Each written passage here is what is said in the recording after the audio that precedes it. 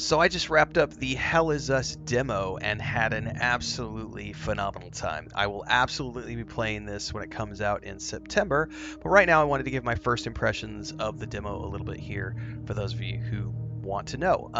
It just wrapped up the stream, so if you haven't had a chance to watch it yet, there's two different ways you can watch. One is you can check out the full VOD, which is about 2 hours long, or here on YouTube, I've also broken it down into four 30-minute episodes, which will be airing over the course of this afternoon, so you can watch those episodes as they come out. Or if you're watching this after the fact, just watch all four episodes, and you can consume it that way as well. So, short version is I didn't know what to expect from this because I had only ever seen like some of the preview trailer stuff, and I knew that it didn't have mini maps. And that it was sort of a like science fiction investigation action type game.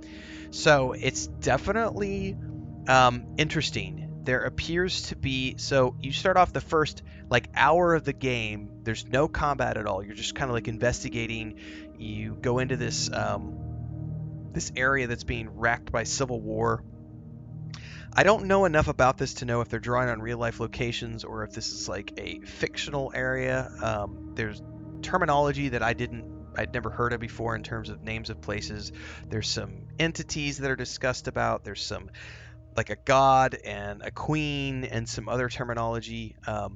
Again, I kind of came into this blind, so learning a lot about this. But it's definitely like a darker science fiction. I did get a jump scare at about the hour and 45-minute mark. That was my first jump scare. Everything leading up to that point was a tutorial that was very linear in nature, and you learn all of the things you're supposed to be doing, from having conversations with fully voiced NPCs to figuring out why you're in this location in the first place. And then from there, there's puzzle solving. And because there's no mini maps, you do get a compass, but you really have to pay attention to everything. So I was literally, and I know you could do this like with the Steam overlay or whatever, but I was actually taking notes while I was going through and using that. They also give you an in-game system through like a tablet that you have, which allows you to track investigations. And then as you get deeper in, you eventually get some weapons, one of which is this sword, but there's more than just a sword. I got the sword and then a pair of dual-wielding axes. And then those weapons appear to have level up abilities. You can attach glyphs to them. There was some active loadouts and passive loadouts and item use things. So it seems like it's going to be a fairly complex action adventure game. I don't want to say RPG because I don't see that many RPG leveling systems as far as the character progression, although the weapons did have a leveling system and the ability to assign different glyphs to them, which do special attacks and stuff. There's a drone that you can control as well, and it appeared to have things that you could slot into it, although they only let us use one ability during the demo.